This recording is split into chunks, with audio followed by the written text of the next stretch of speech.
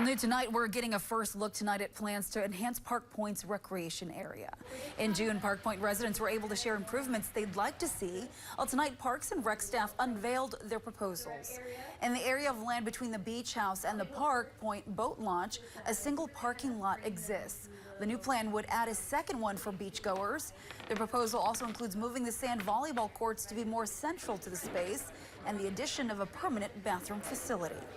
You know, the more voices that we can hear from and the more we can collectively agree on a vision, the stronger this plan will be, the more excited the community will be to see it happen, and the more excited that the agencies that we rely on for funding will be encouraged to support us.